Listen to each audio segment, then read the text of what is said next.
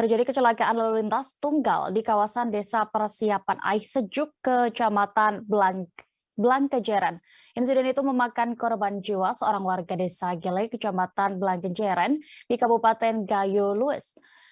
Dan untuk informasi lebih detailnya, kami sudah terhubung dengan rekan Rasid dan reporter dari Serambi News yang akan melaporkan selengkapnya. Silakan. Baik, Tribuners, kami laporkan dari Gayo Lues. Telah terjadi kecelakaan seorang pengendara sepeda motor yaitu jenis Yamaha Mio yang menabrak trotoar jalan yaitu lintasan Blangkejeren Kota Cani, persisnya di kawasan Desa Persiapan Air Sejuk, Kecamatan Blangkejeren. Korban yang menggunakan sepeda motor jenis Yamaha Mio dengan kecepatan tinggi yang datang dari arah Kota Cani tujuan Blangkejeren.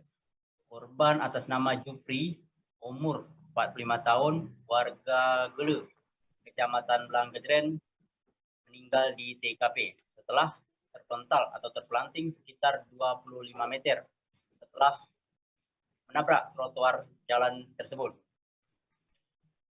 Korban selama ini diketahui yaitu ODGJ, yaitu orang dalam gangguan jiwa. Bahkan korban sendiri sebelumnya pernah menikam salah satu anggota DPRK beberapa tahun yang lalu di Kecamatan Blangkejeren. Bahkan korban tidak asing lagi bagi masyarakat lagi, khususnya di Kecamatan Blangkejeren. Seperti itu dia.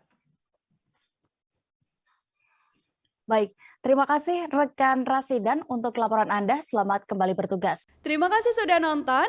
Jangan lupa like, subscribe, dan share ya.